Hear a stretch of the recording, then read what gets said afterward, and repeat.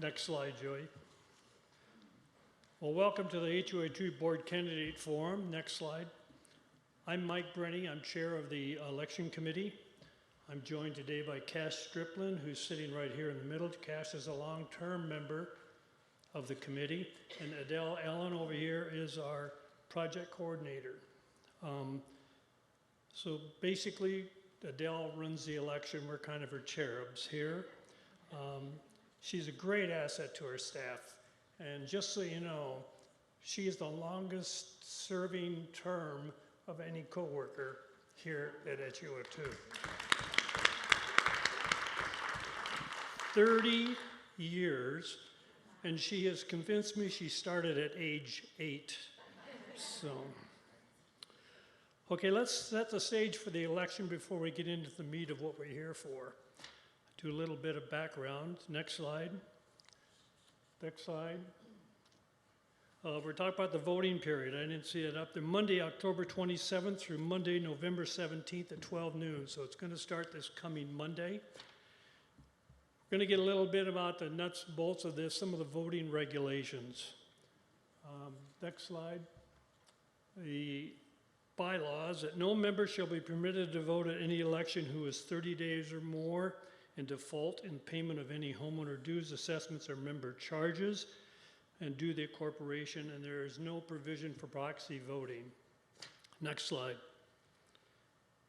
One voting, another voting regulation. In the event of more than one vote is cast for a particular membership, permanent membership, all such votes will be deemed void. So there's one vote per rooftop, and it's not unordinary for us to receive more than one vote per rooftop. If that happens, the votes are canceled out. So make certain it's one vote per rooftop, okay? Now, if you vote electronically, you can't vote more than once. But if you should vote by ballot and the husband and wife or whatever partner goes and votes with the other, if they both vote, and if one votes electronically, the other votes by ballot, they will be both voided, okay? Next slide. You may vote either electronically or by paper ballot. There's a ballot box at the reception desk at the office, at the HOA2 office, and you may use that should you so desire. Next slide. I'm going to talk a little bit about electronic voting. We're getting better at this. We've been through a number of propositions here that we've done, and I've been told by Adele that we're really getting much better. We're seeing a lot more participation, a lot less phone calls in terms of confusion. But for whatever it's worth, I want to take a moment here to walk through the particulars about voting electronically. This will give you a little bit of we use a company called Vote HOA Now. They're out of Tigard, Oregon, and they're the preeminent of electronic voting, and they focus on HOAs. They use have hundreds of HOAs throughout the country that they work with. I think they work with most, or if not all, of the Robeson properties. I know HOA 1 uses them. Very, very highly regarded. We would highly encourage you to vote electronically. If you have an email address with the HOA, you will automatically get a ballot next Monday, at some point in time next Monday. But we would highly encourage you. This is foolproof. Adele is the only person who has contact with him. No member, no resident, nobody in the committee has any contact with them. They're very, very strict about that. Adele is their only contact. Next slide. What you'll get is an invite email. The invite will look similar to this. And what it says is, like, if you own more than one property here, let's say you own 2 or 3 properties, this is a weighted vote. That second line there will show you the weighted. Right here it will show you the number of properties that your vote is entitled to. So this person in here, this is as an example, owns 3 properties. When they cast their vote, it will be 3 votes, okay? Most people don't. So what you'll do here is you go to a click here, back of that slide, please. Okay, you click here, you click on that, and that will take you to the next point, which will be talked about your voting site. Next slide. In this particular one, they're going to have a registration code that is just affixed to your particular vote.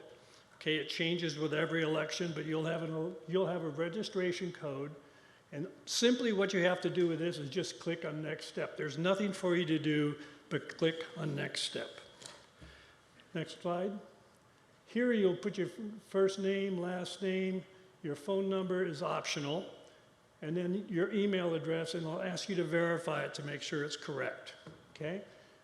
This is the set a password. Everybody says, well, I have a password. Well, your password is unique to every vote, okay? So you can put whatever you want in here and just make certain that whatever you put in here, you verify it here. There are a couple stipulations. One is, must have at least 8 characters, include a number and an uppercase letter. You can put whatever you want. You don't need to remember this. All you need to remember is from going from that line to this line. At that point in time, that's it. Right? Pretty basic. All right? And then you just put next step. Here is where you're going to place your vote. Again, this is just an example. We have 3 candidates for 2 positions. You can vote for 1 or 2. You can't vote for all 3. But you can vote for 1 or 2, and you'll just click on the candidate, and their bios are going to be right next to them. So you can click on it and actually see if you don't know exactly their biography. You can check it right there. So all 3 candidates will be there. Next slide. Then there will be a confirm screen. Did I do what I said I was going to do? Is that what it read? You'll get a confirm screen, and it'll list the people who you voted for. And you look, and you can actually go back and change if you say, I'm going to go back and change it. You can do it on this particular slide here. And then all you do is push submit. Next slide. This will show you that you've been a success. Your vote has been received. And all you need to do here is push done, log me out, and you're complete. So that's what it is for electronic voting. Very easy, very simple. Next slide. Let's talk a little bit about participation. In the past, we've really tried to, I don't know if you've seen the emails, you're probably getting sick of seeing all the emails we're sending out concerning who's running, when the vote is, But we're just trying to create interest. Takes sometimes a lot of people a few times to understand what's going on. But over the years, this is our participation rate. We've gone anywhere from 38.6% up to 54.8% back in 21 for elections for the board. Our goal is really to be 60% because that is where HOA won. I don't like being second. And right now in a stage of 2, we're second. But we'd like to get 60% participation is really where we'd like to go. Okay? Next slide. We're very privileged to have 3 very, very qualified candidates here. Now, Danielle Carnes-Kaser couldn't be here today. She had a planned activity that she's out of town, and she's going to be tied in with WebEx today. So she's going to be live tied in with WebEx. Joey back there is going to tie her in. So we're going to see a 4-minute presentation of her talking about herself. And then when we do Q&A, she will be shown on the screen, and you can ask her questions as well as our other 2 candidates. So the 3 candidates are Danielle Carnes-Kaser, Jean Noble, and Joe Skayskull. Let's have a hand for them. Thank you, guys. Each candidate is going to tell us about themselves. They have a 10-minute limit, and they're going to come up, and we drew numbers for the order of the presentation. And the first person is Joe Skayskull. So Joe, it's all yours.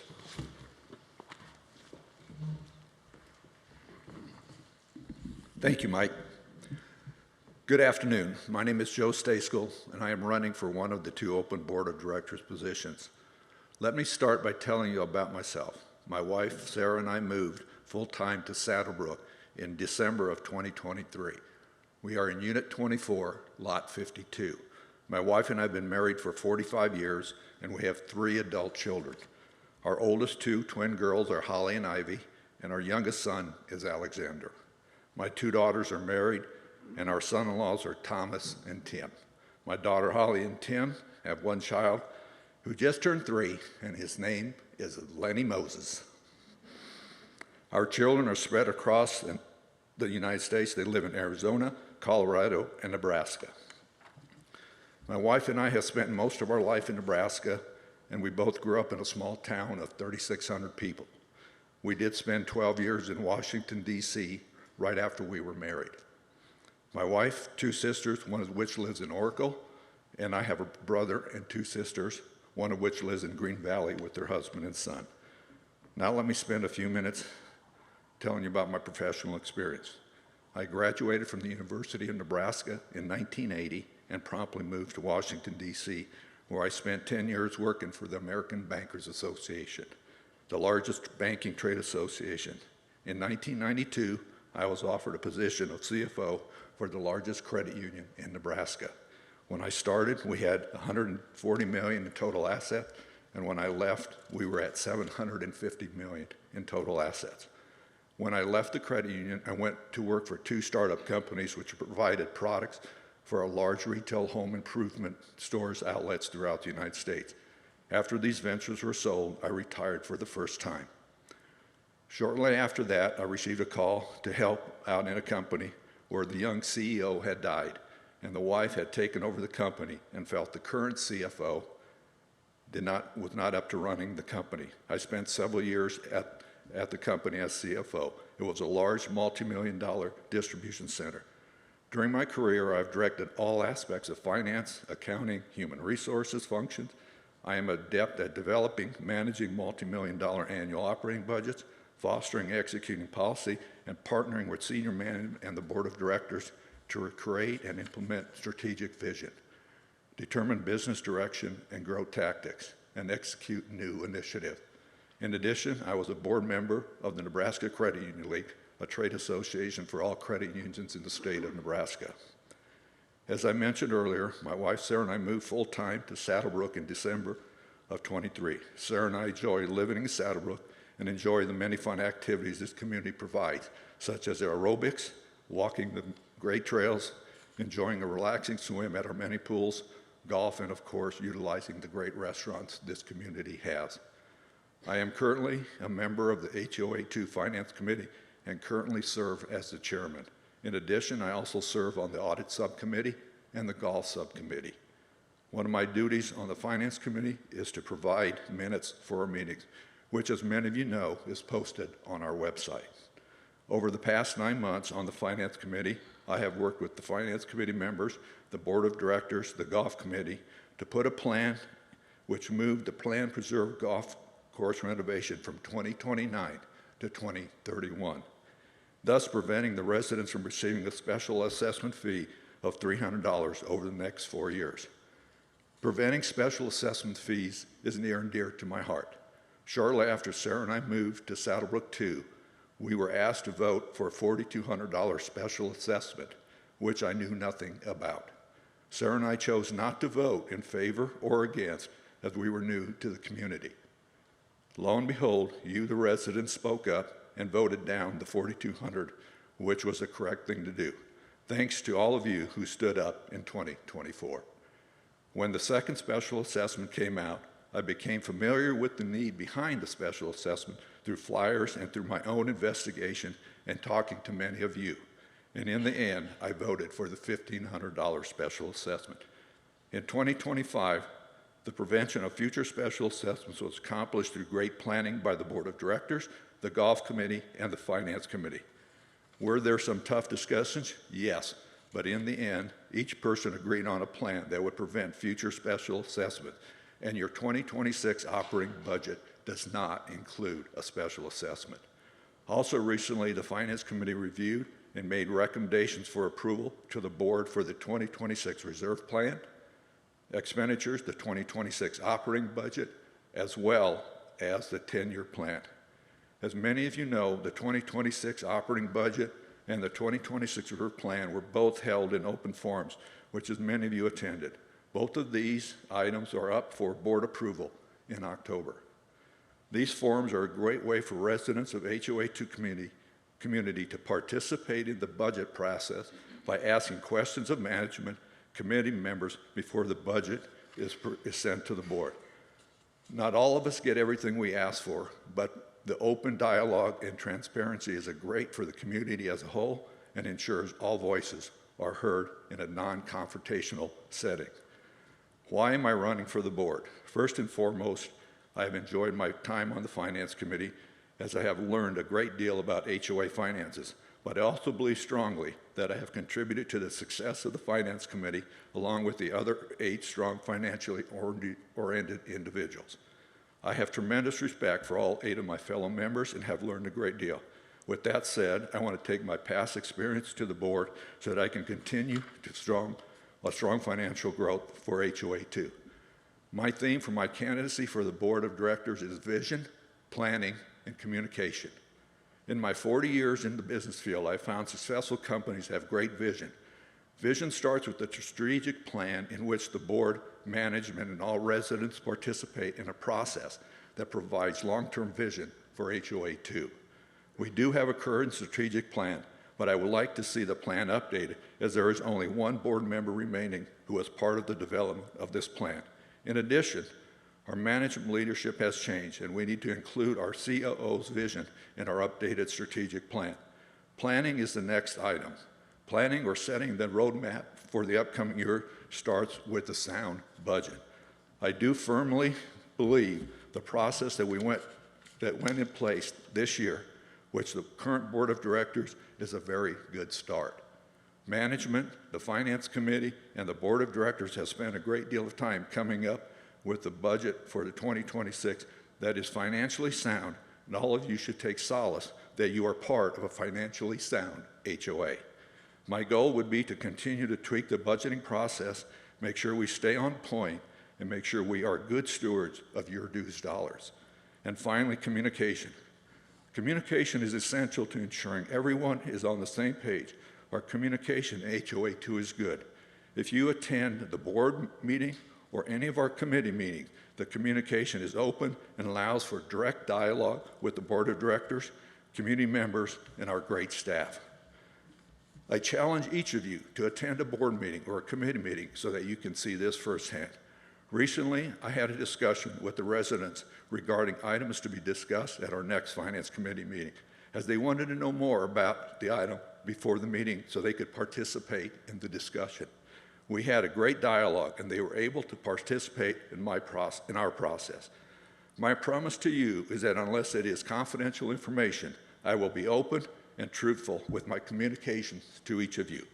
In closing, I would like to give you my commitment to serve on the board of directors and always make decisions that are best for the community as a whole and not have any special interest in mind.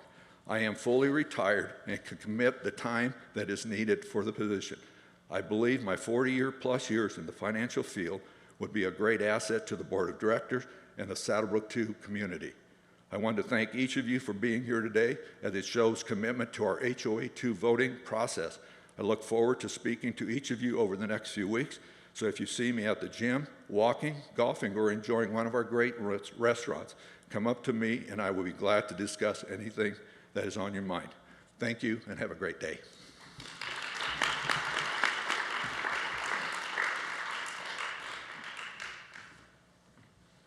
Next will be Gene Noble. Gene?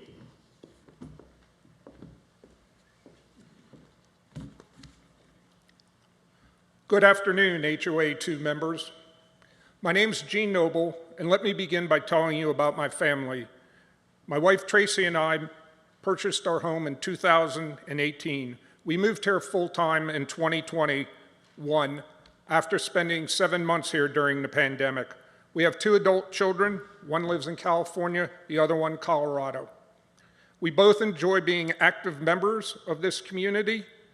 My wife Tracy frequently uses exercise facilities, loves Mahjong and Samba, while I spend my time playing golf, pickleball, and also walking. I'm fully retired and have the time and flexibility to devote my full attention to the responsibilities as a member of the HOA2 board. This commitment ensures a consistent, transparent, and engaged approach to serving the needs of our community. I do have extensive knowledge of the HOA2 operating structure, which includes the board, its various committees, and our finances. This will enable me to immediately serve as an effective board member, reducing the learning curve and hit the ground running. I believe representing our community on the board is more than just about attending meetings. Fundamentally, it's about improving the daily experience of all HOA2 members while simultaneously driving operating excellence throughout our community. In 2024, our previous board engaged the McMahon Group to assist in the HOA2 strategic plan. As part of that effort, our community was surveyed.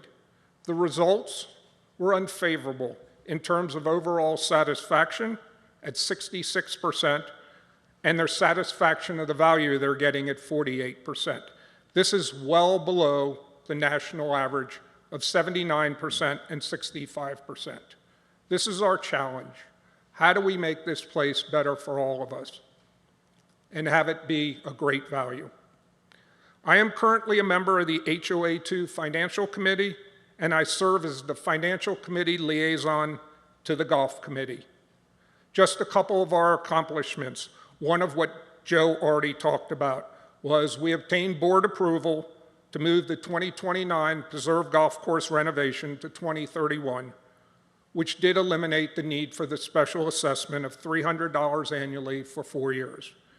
This was accomplished by consulting experts on end-of-life issues, such as our greens, such as our irrigation systems, and finding a solution that was necessary but not spending money early. I also participated in the golf course playability recommendations for the Preserve, which can generate incremental revenue as well as improve the experience.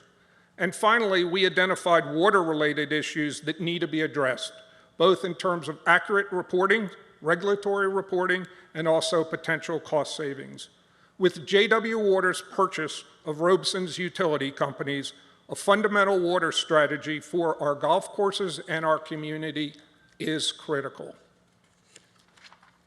I'm well versed in our operating budgets, the reserve study, and the CIF funds. In addition, I took part in reviewing the 2026 operating budgets and reserve funds.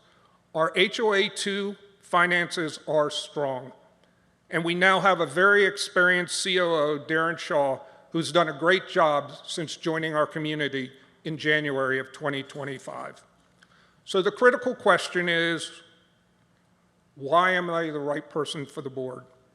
Since 2018, I've watched the HOA transition from being owned and managed by Robeson to a member-led active adult community. This shift brought new challenges as well as opportunities. My leadership and financial experience can help our community reduce unnecessary expenses while ensuring our members have an exceptional leading experience. A couple areas that I think we need to focus on. One, I'd like to see our members have a very strong vote in our food and beverage services, similar to the votes that other large committees also have, like the Golf Committee. This committee, or this group, could work on improving the value of Saddlebrook dining experience without increasing operating subsidies. I also think we need to address amenities that are experiencing or will experience over the next couple years capacity issues, like our exercise classes, room availability, and pickleball. This could drive us to solutions that do not require us to build additional facilities, but to make sure our members have the priority access. Also, we need to continue to drive operating excellence and responsible spending by working closely with Darren's team to improve the budgeting process and constantly look at cost savings. I can improve our member experience while driving operating excellence because I've met these challenges many times in my career. My strong leadership skills include 35-plus years of managing, advising both commercial and federal business, 14 years as a healthcare executive implementing major congressional legislation relating to healthcare, 10-plus years in numerous telecom executive positions in internet and satellite communication businesses, 13 years in defense manufacturing, specializing in building manufacturing facilities and international outsourced contracts. Drawing on my significant experience in executive management and leadership roles, I am well equipped to identify and eliminate unnecessary expenses. This includes strategies to avoid special assessments and minimize increases in our HOA dues, while ensuring members enjoy this great community. So in summary, I am committed to improving the daily experience of all HOA members while simultaneously driving operating excellence throughout our community. With strong knowledge of HOA2 structures process, I will work to enhance the quality of our member services and uphold financial accountability. I possess significant knowledge of the HOA2 operating structure, as I said, including our boards, various committees, and finance. This expertise can allow me to effectively communicate, reduce the learning curve, and hit the ground running. And drawing on my significant executive management positions and leadership roles, I'm well equipped to identify, eliminate unnecessary expenses. Now that I'm fully retired, I have the time and flexibility to devote full attention to the responsibilities as a board member. This commitment ensures a consistent, transparent, and engaged approach to serving the needs of our community. And I want to thank everybody for coming out today and showing the commitment, and thank you for your time.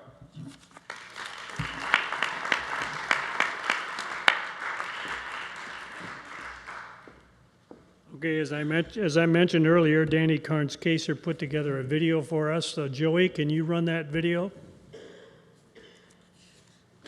Saddlebrook isn't just a community, it's a way of life. A place where neighbors become friends, where we share moments on the golf course, the pickleball court, and at the clubhouse. This is where values like connection, trust, and integrity still mean something. Meet Danny Kaser, a leader, neighbor, and advocate for responsible, transparent, and connected leadership on the HOA2 board. For nearly 3 decades, Saddlebrook has been a part of Danny's family. Danny and her spouse moved to Unit 46 2 years ago to be closer to her parents, who've called this community home since 1994. Professionally, Danny brings over a decade of experience in leadership and healthcare management, holding a master's in healthcare administration, and serving as a senior manager for a health plan organization. Her career is built on strategic planning, data-driven solutions, and compassionate service, skills that translate directly to effective HOA leadership. Danny's leadership has helped her organization recover millions of dollars by identifying systemic inefficiencies, the kind of analytical thinking and fiscal responsibility she'll bring to the HOA2 board. Beyond her professional career, Danny has always believed in serving others. She has volunteered as a Special Olympics team lead and captain, Southern Diabetes chair, and Mercy Care Tucson volunteer coordinator and event planner. Her passion for community extends to organizing volunteer events, donation drives, and fundraisers that bring people together for meaningful causes. Danny currently serves on several Saddlebrook and local committees, including Unit 46 Adopt a Family, Banner Health LGBTQ Alliance, the School Supply Drive, and the Walkathon Committee. She doesn't just talk about community, she builds it. Transparency is at the heart of Danny's vision. She believes residents deserve to understand how and why decisions are made, especially when it comes to finances. Danny will work closely with board leaders to make financial reports easier to understand, bring communication and marketing in-house, and identify areas where waste can be reduced. With more than 3,100 residents, many living on fixed incomes, every dollar counts. Danny is committed to making sure Saddlebrook remains fiscally responsible and fair. reducing the financial impact on residents while maintaining the beauty and quality of our community. Fiscal responsibility isn't just about saving, it's about protecting peace of mind and making the hard decisions that lead to success today and in the years ahead. Networking isn't just about meetings, it's about connection. Danny believes that when residents and board members work together, great things happen. She envisions open forums, listening sessions, and partnerships that make every resident feel heard and valued. Through collaboration and open communication, Danny wants to strengthen the sense of unity that defines Saddlebrook. Danny understands that leadership means listening and following through. As a board member, she will bring professionalism, integrity, and a balanced approach to every decision. Because trust isn't given, it's earned every day through transparent actions and responsible governance. Danny recognizes the work that current board members and community leaders have done, and she's ready to collaborate, not compete. Leadership, to her, means balance, honoring Saddlebrook's traditions while embracing new ideas for a stronger tomorrow. I love this community and the people who make it feel like home. Let's keep moving forward with transparency and trust. As a proud U of A graduate, I'm grateful to call Arizona my home. My work keeps me active and engaged in the community, and I'm ready to bring that same energy to our HOA. My approach is simple: TNT, transparency, networking, and trust. I'm Danny Kaser, and I'll be honored to have your vote for the HOA board.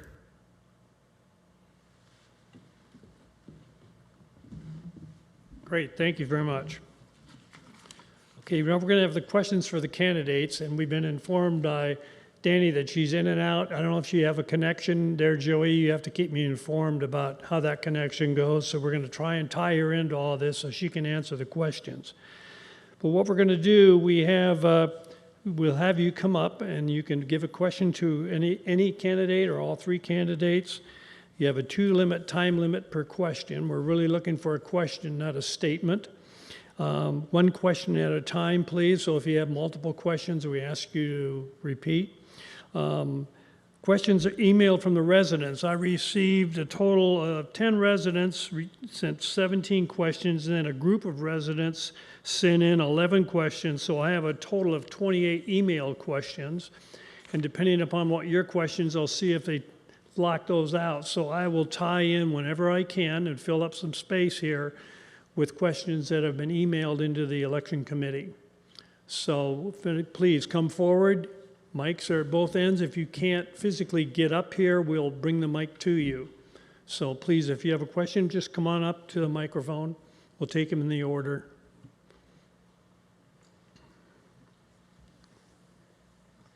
Please give your name and unit number, please.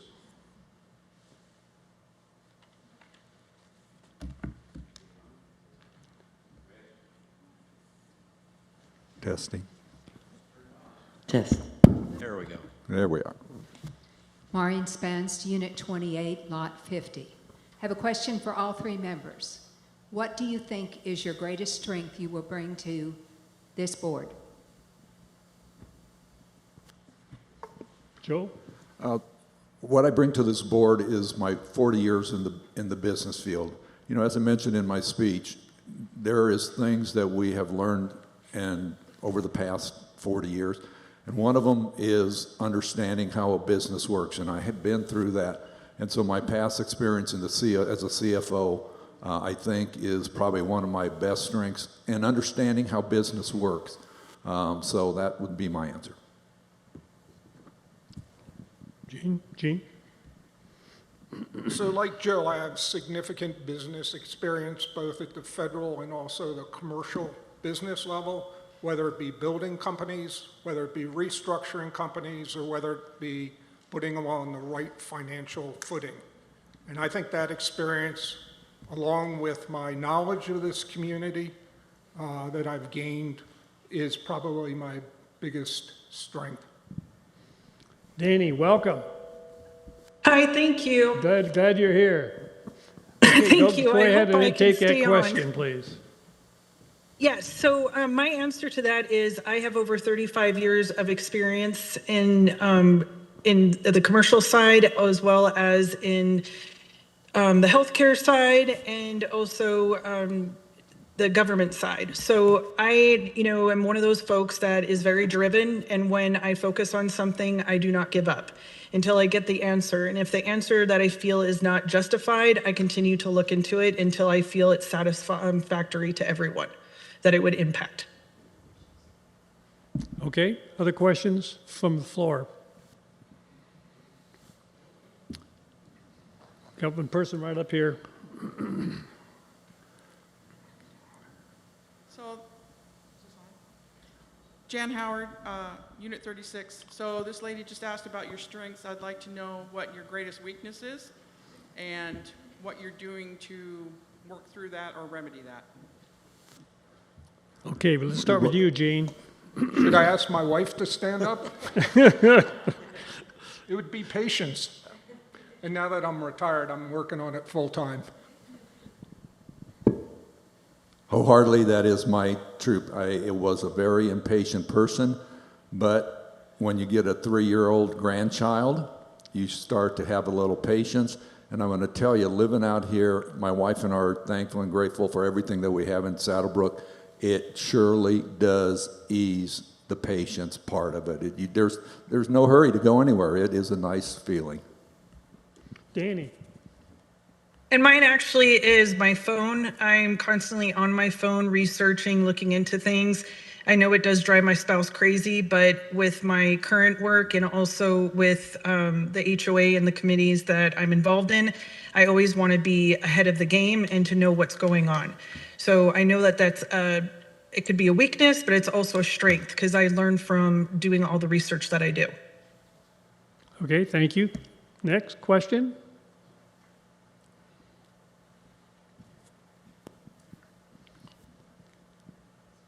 Pat Lenz, Unit 45, Lot Number 2.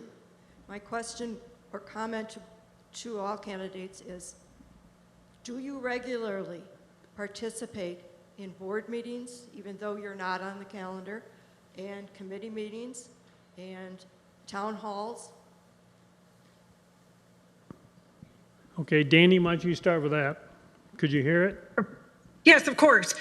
So I actually do attend, and that's a great question. I actually watch the board meetings after they're done. I haven't done them in person, I will be honest. But I am available and I do have a flexible schedule. So I will not just be in attendance to the board meetings if I'm chosen. I will be actively engaged on my emails, communicating and being involved in community events. I do community events right now for Unit 46 as often as they come available. And I also have participated in other communities in Saddlebrook. Okay. Gene, do you have anything to add to that? Ms. Mirio. I'll go. Currently, as I mentioned, I sit as chairman of the Finance Committee, and it takes a great deal of time. And so that is my participation. I'm usually at all of the board meetings. If I will, it gives me an opportunity to laugh at Brad, and that sitting back in the corner over here. Yes, I do participate. I also am the minute taker, the secretary for the Finance Committee. So my participation in the subcommittee for the golf, as far as the audit subcommittee. So I have my hands in a lot of different things around here, and it is very, very time consuming, but I am committed. I am fully retired, and I am committed to the time that it's going to take to do the position of the board of directors. Thank you for that. I'm going to take one from the email questions here. Danny, it's for you. Do you want an answer? Excuse me, I'm sorry, Gene. I apologize. I won't make it, Joe. Absolutely. I've probably been at almost all the board meetings since the beginning of the year, plus last year I was probably at 50% of it. As a member of the Financial Committee, we have meetings every month, plus other breakout meetings. Also, the Financial Committee as the liaison, not just at the meetings, but we had numerous meetings over the whole preserve playability. And then I've attended some of the newer committees, which are interesting, like our facilities planning group, and also some of the other unit rep meetings. So I put in an extensive amount of time, and I have the time to do that. So yes, very actively involved this year and last year. Thank you, sorry about that. Okay, Danny, I got a question for you from emails. Given that you work full-time, how do you plan to juggle both your board responsibilities with work? That's a wonderful question. So as folks love to say, and my mom says this all the time, if you want something done, you get a busy person to do it. I'm always constantly involved in things because I like to keep busy, and I dedicate my focus to everything that I acquire. So I give my 100% at work, and I'm able to give 100% if I'm elected on the board. Everything will always give my full attention. I never do anything at half. Okay, all right, thank you for that. Okay, questions from out here? Okay, I'll go now with another question, email questions for each of you, for all of you. And we'll start with you on this one, Joe. What are the reasons the two HOAs cannot cooperate better and eventually merge, and can these problems be solved? You know, it's one of the first questions I asked when I first moved here is why we have two HOAs. And I asked this question about a month ago at a table of gentlemen, and we were having a cocktail. And I proceeded to get laughed right out of they were laughing so hard at the table because they just feel that the two communities see things differently. I am not opposed. I think we should have one HOA. How we get there, it doesn't have to be today. It could be 10 years from now. I've heard Robeson can stop it. I heard that, you know, they think our finances are bad. Well, our finances aren't bad. Our finances are very, very good.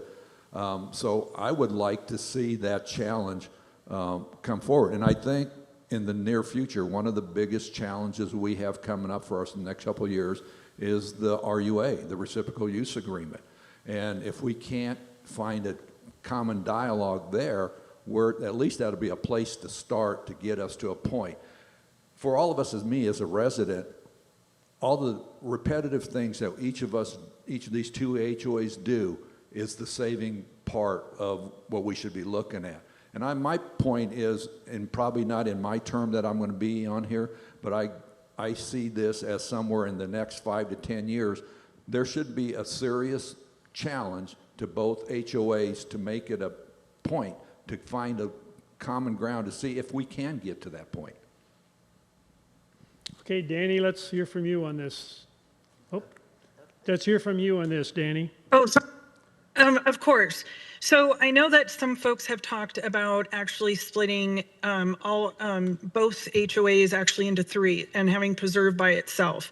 And I know people have discussed that as well. I feel instead of us maybe collaborating all under one, that we just partner with HOA 1 and learn what they have done correctly and what they've done wrong so that we can actually enhance our current standings and make us a better HOA and a better community.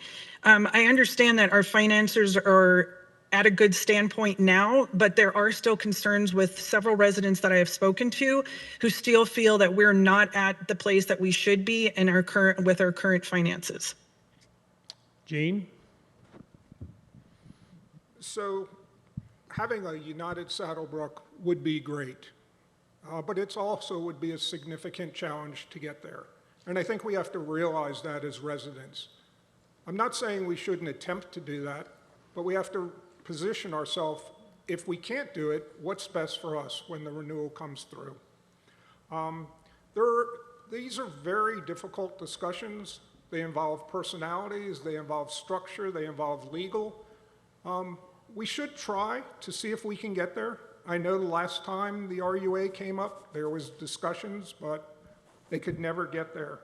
But I think what's important is we really look at the RUA that comes up, if we can't get there, and say what's right for us, our community, both in terms of finances and both in terms of the member experience. You know, you look at HOA 1, and they basically have excluded the golf course for a very good reason, capacity issues, and their members want preferred tee times.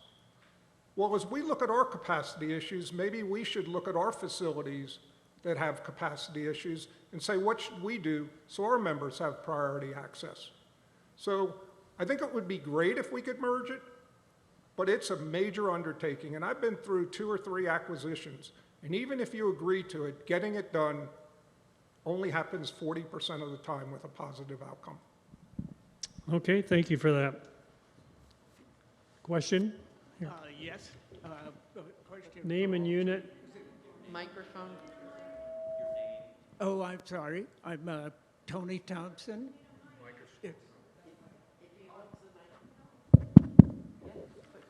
Are we okay now? Yep. Okay, Tony Thompson in the preserve. And I have a question.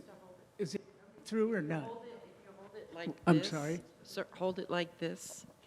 Kiss the microphone. Oh, I love it.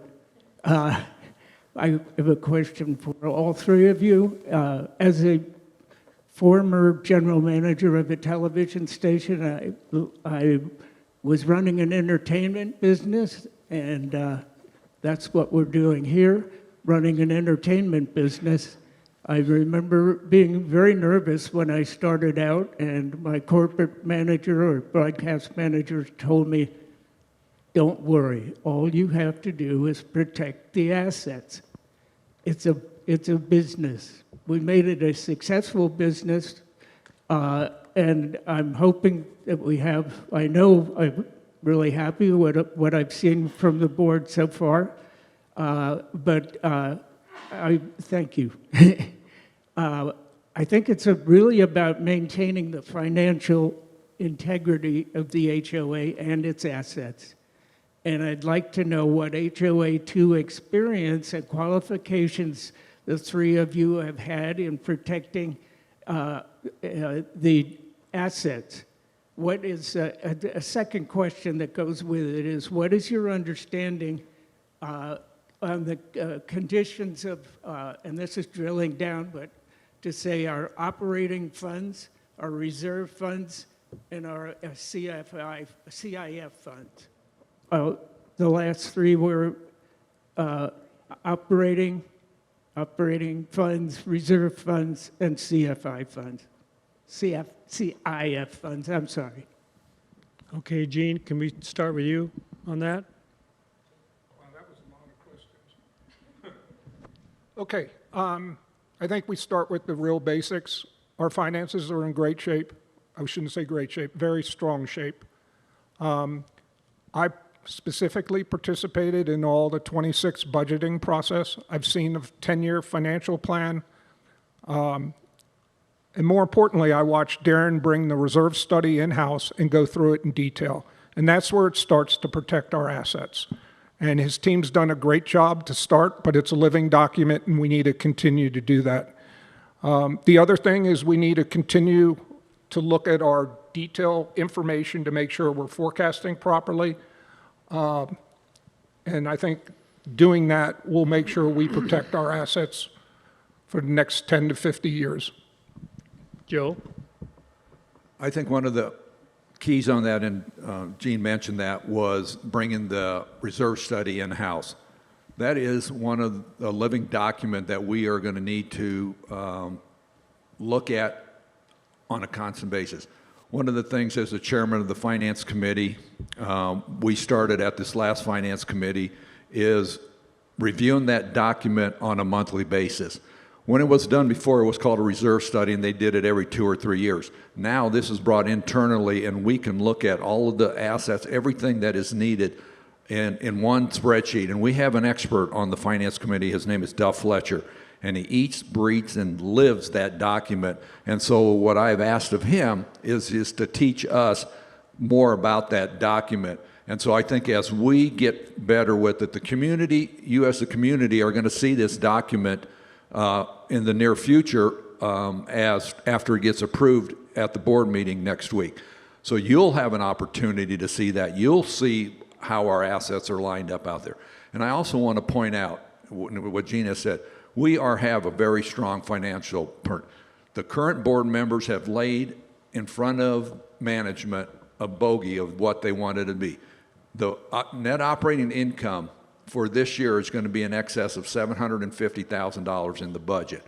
And so those are what I'm saying is a strong financial background. And I think all of us being on the board or the finance committee is going to have to pay a lot of attention to all of the financial documents that we have in front of us, and especially the reserve plan that is in front of us. I challenge you guys, when you get that, you may not want to look at it because it is just massive amounts of information, but take a look at each of the different sections because it is broken up very nicely.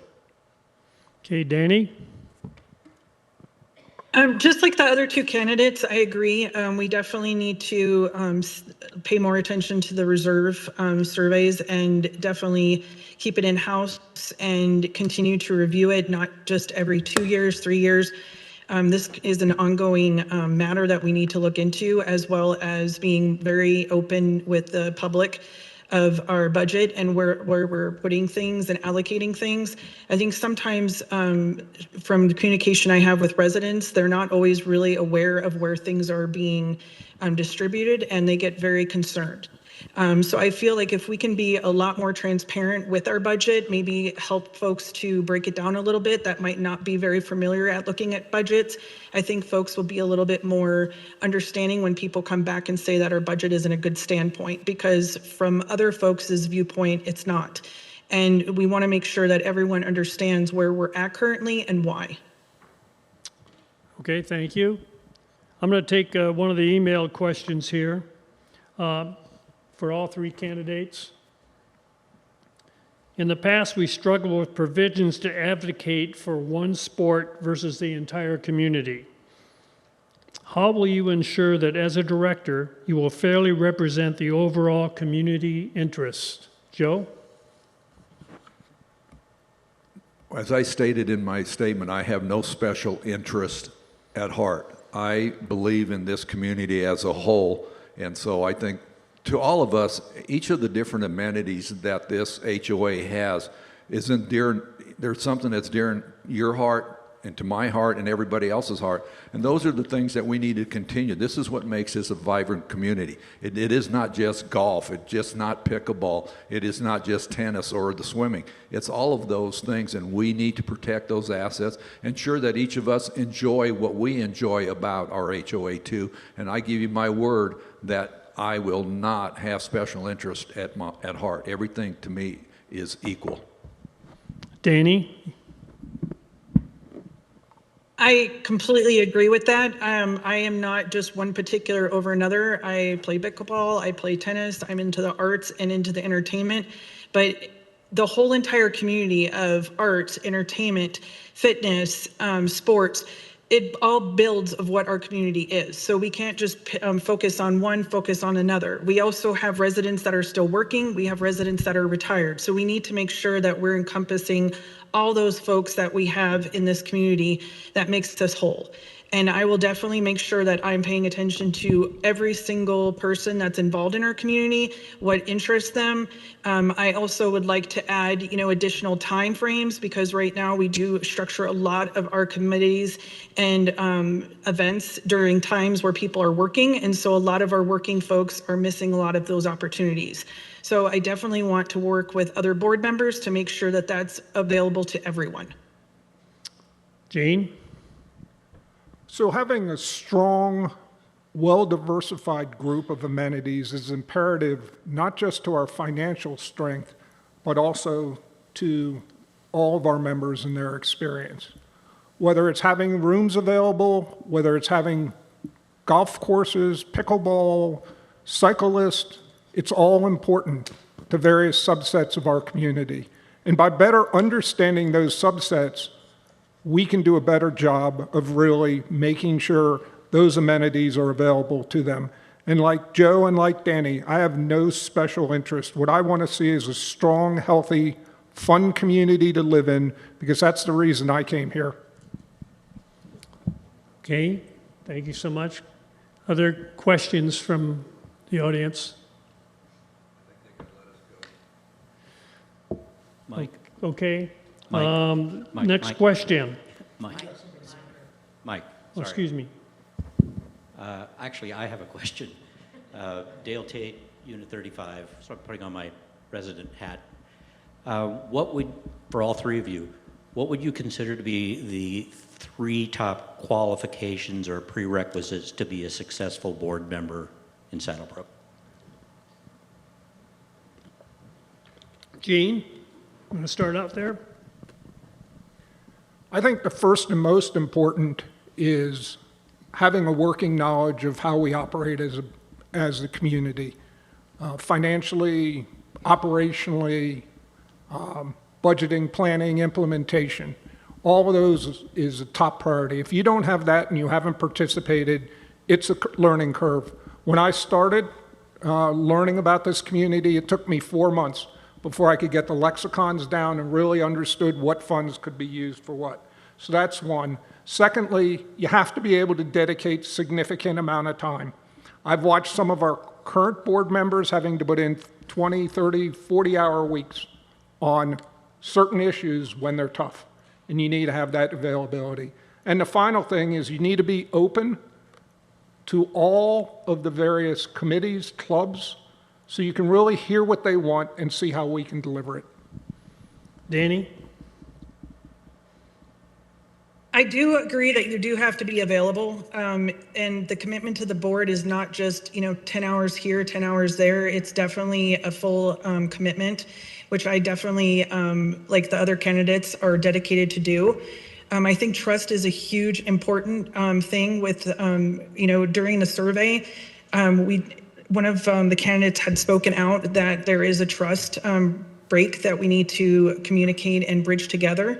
And we know that there are certain folks that still feel, even after that survey was done in 2023, we are still having a bridge of non-communication with certain residents. Certain residents have reported to me that they don't get the emails or they don't get the notifications about meetings. They're not always in the know.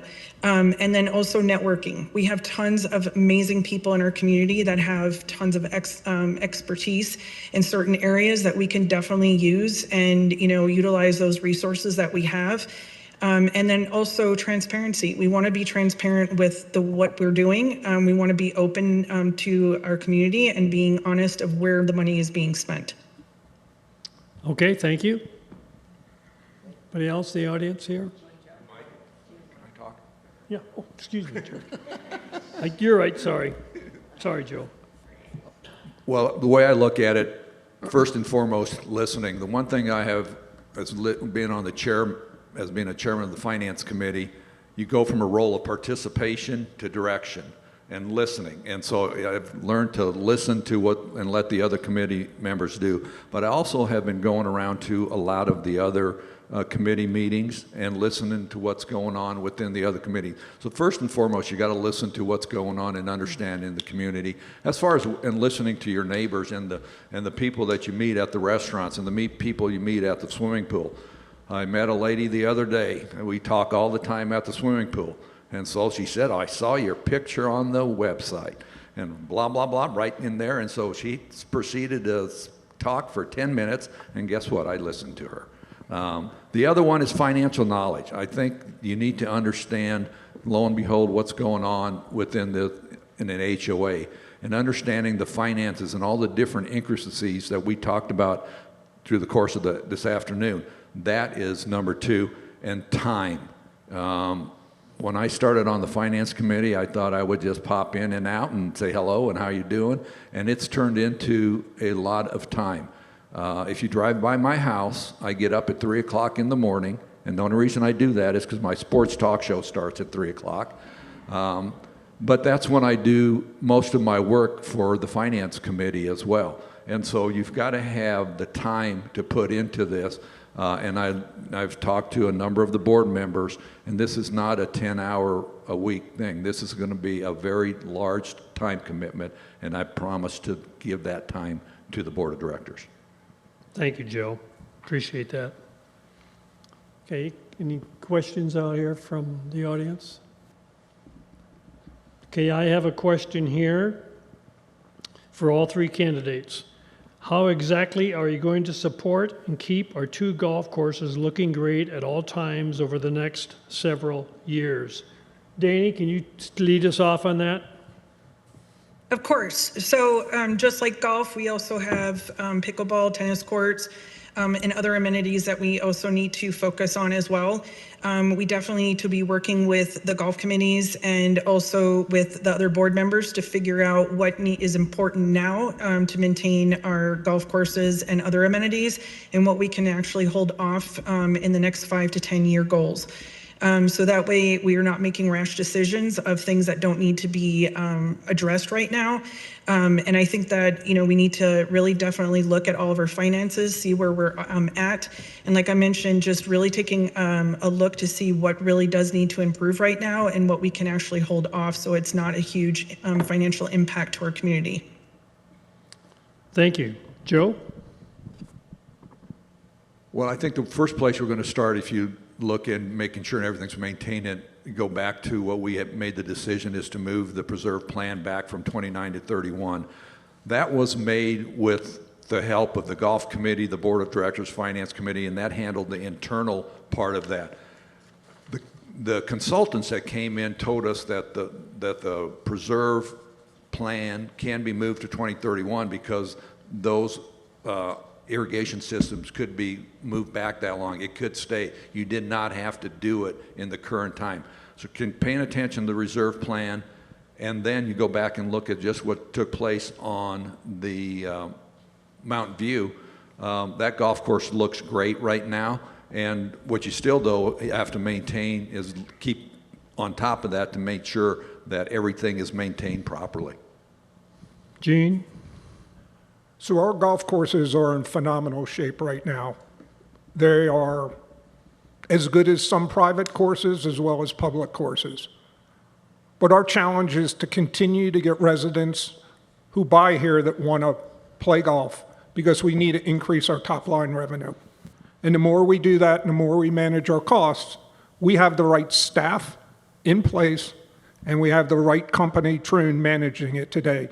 And we've seen a significant turnaround in our golf courses, both from a financial subsidy standpoint in terms of reducing it, as well as playability. So whoever wrote that question, I hope they played golf recently. Any other questions from the audience here? Okay, another question that had been emailed in. Are you in favor or opposed to renewal of the reciprocal use agreement between HOA 2 and HOA 1? Please provide a reason for your response. And Joe, will let you take the lead on this one. Right now I am non-committal. I am very open to listening to both sides. There's going to be arguments on both sides of this. I just sitting in my position. We have briefly talked about it in the Finance Committee. I have read the current RUA. I know it expires in 2029, but to sit here today and be committal to what I'll do. But what I will promise you is I will vote for and be in favor of what's best for HOA 2 and HOA 2 only. I'm not going to sit here and go any other way, but I don't know enough about it to give you a definite response to say I'm going to vote one way or the other. I think we got to listen and do what's best for us. Gene? Like Joe, I don't have enough information to make a decision yet. And we need to talk to our entire community, and we need to listen and determine what's right financially for our members, as well as what's going to be the best experience for our members. I'd hate to see long friendships that have been developed over years disrupted because we don't have an RUA. But at the same time, I'd hate to see us continue to carry the burden of maintaining all of our facilities and not getting priority access to them, and therefore not being able to use some of our own facilities. Okay, have we lost Danny? Okay, keep trying. Okay, we'll move along with the two candidates then. Any other questions? No, that's not. Nice try. Nice try. Nice try. Any questions from the audience here? Okay. Another question. What is the biggest challenge you would foresee as a board member? Gene, why don't we start with you? The biggest challenge, Gene. I think our biggest challenge is really improving the value of our food and beverage services for all board members. And I mean, for all of our members, whether people that don't eat out a lot or eat breakfasts or people that want fine dining. We have a lot of opportunities here. Our revenue's down, our costs are in better shape, and I think we start with what I talked about. We need to get out there, and our members need a voice in what takes place in food and beverage, because it is a big subsidy to our community. Joe? I think one of the biggest challenges that I see, and I see it even in our unit, is participation in all the different activities. We have a lot of people who are currently residing out here that don't go to the restaurants. They don't utilize the facilities, and I would like to see more participation. And I don't know how you do that, but I would like to see more participation for all of us. You know, right now I enjoy many, many things, and we have a lot to offer, but I think there's a lot of individuals that, for one reason, maybe they had a bad experience and have chosen not to come back to utilizing the restaurants. How do we get those people back? How do we get the people back from HOA 1 to come play back at our golf courses? We lost a lot of individuals over there. And I know we did, because when they were closed last week and I was playing golf, I was golfing with them because they were over here using our golf course. How do we get those people back into our fold, giving us our money back? Okay.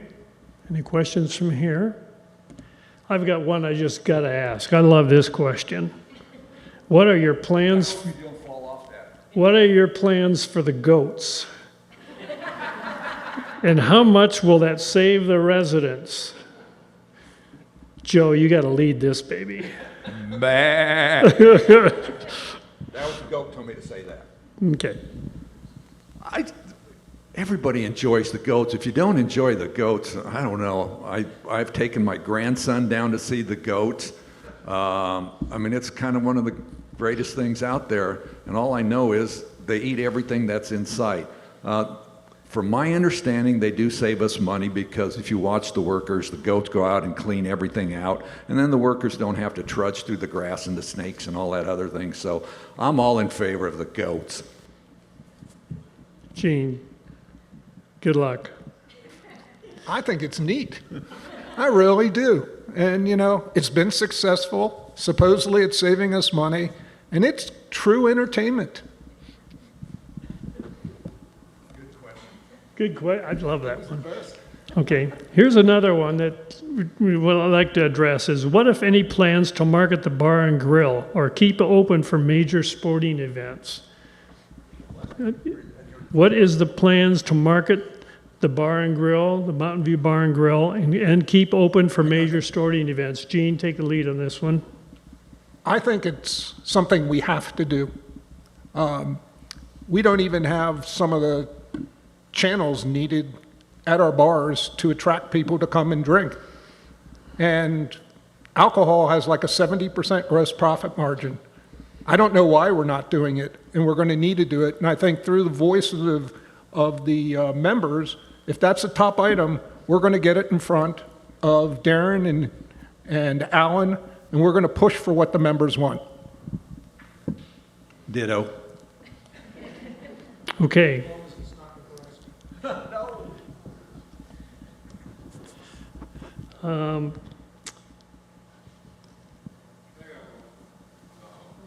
Question? No. I'm going to get my steps in. Hey, Larry.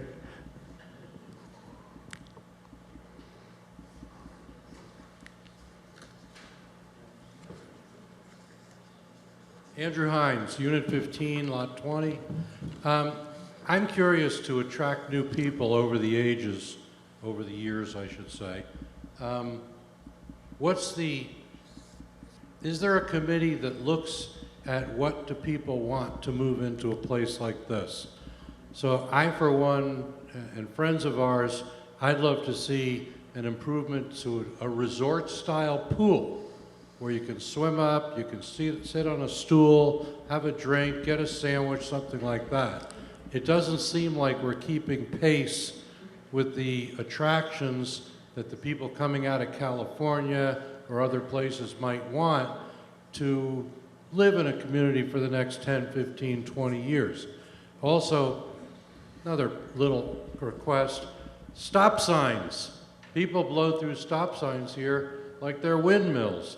So we have a couple that have been surrounded with little lights. Why don't they see that as a success and surround them all with little yellow lights? My son surrounds everything with blinking lights for like $10 a location. And here I learned that, oh, they cost $800. Well, why? And the resort style pool's number one. Thank you. Gene, or excuse me, Joe, take the lead on this. Throw you a curveball. Come on, Joe. I think we need to just talk to the realtors more, and I know our board members are, and I think we need to host them and ask them the question, what do people want to move into this community?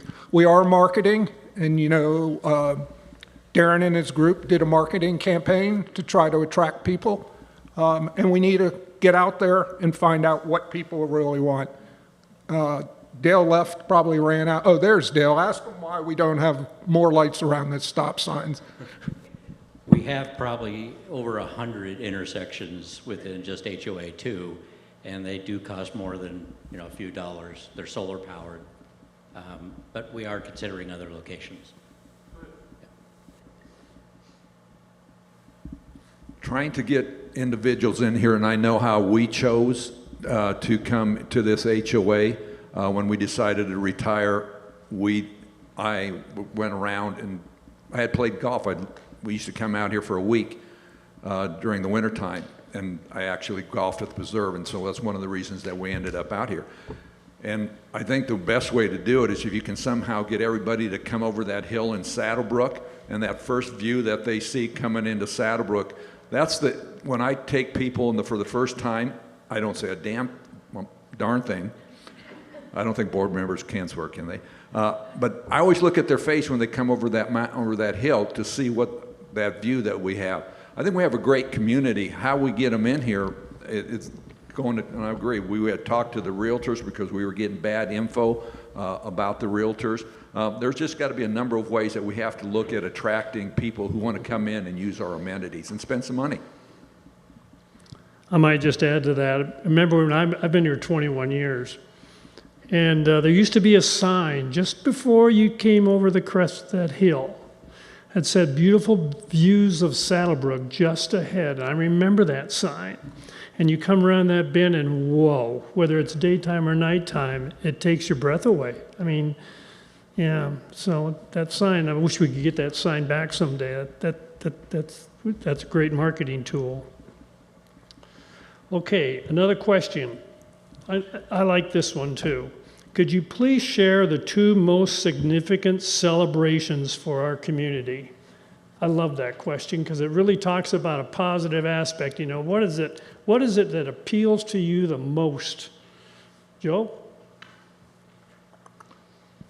All right, I'm going to start this. This is my wife and I had this conversation the other day. One of the most enjoyable things she loves about Saddlebrook is the brunch at Mountain View on Easter and Thanksgiving because she doesn't have to cook. And so thank you. We've been doing it every Thanksgiving and Easter since we have come to Saddlebrook. We're going to do it again this Thanksgiving. I think we got around 10 family members in doing that. For me, I guess one of the celebrations for me has to still be not having an assessment for us as the residents here and moving that preserve golf course, because the original plan called for that to be $1,200 over the course of time. And originally it was $42 when I first came in, and then it got down to. So I view that as a celebration. Anytime that we can save money for our residents, to me, that's a win. Gene? So I agree with Joe on the last one. We definitely have strong financials and we should celebrate it. I don't know why things didn't look as good as they did 2 or 3 years ago, but right now our financials are strong. And I think another big celebration is last year's board hired a COO, a very seasoned person that's come in here and made a difference in a matter of 6 to 8 months. I mean, the board doesn't have to now write procedures, they set policy. Before, the board had to be the operating entity. That's not the way boards are supposed to work. So I think the hiring of Darren was a great move by the previous board, and we should celebrate it. Great. Okay, I'm going to go to the flip side here now. What are your 2 main concerns for our community? The biggest hurdles we have coming up. Gene, start with you.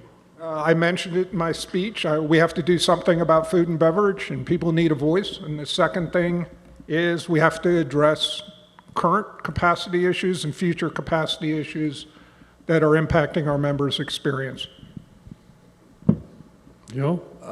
I think my number one, and Gene mentioned it in his statement, it's the water issue. If we all haven't been paying attention to that, you're looking at your water bills, looking at doubling over the next course.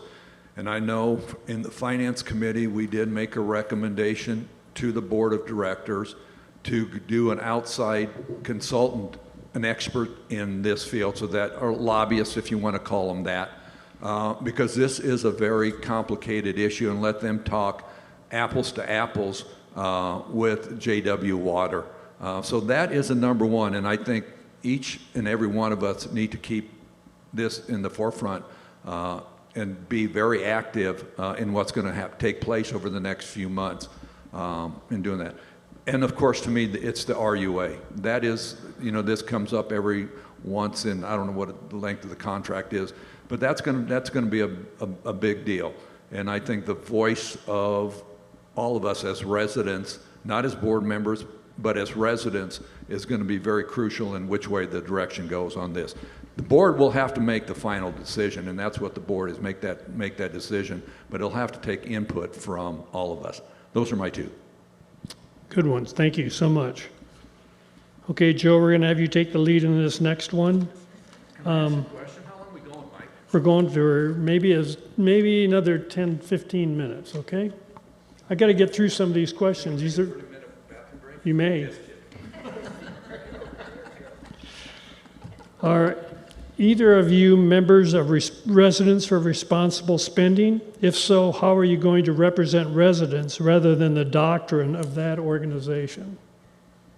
I am not a member of the Residents for Responsible Spending, but they are supporting us in our campaign. You will see our campaign flyers being stuffed in there.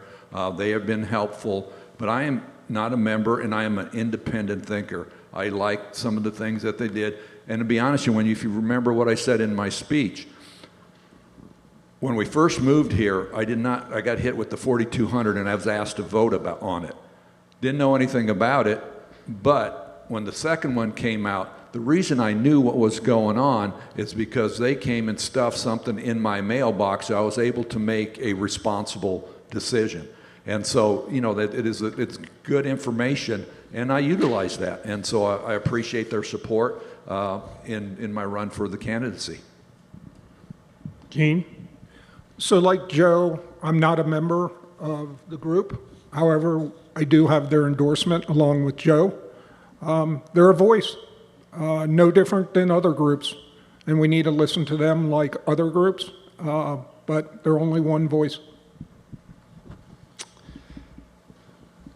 Okay, thank you for that. Just make sure we don't have any duplications here. Let's talk about the goats. No more goats. Make sure we got all these covered here.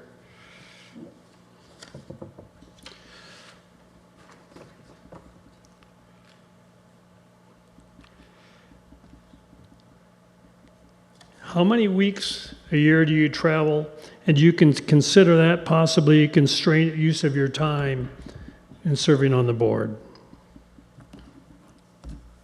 Gene? I need to travel more. But no, most of my travel is around the summer. And I also noticed this year, I was watching that before I volunteered, watching it go through the summer and watching the various board members and how they dealt with it.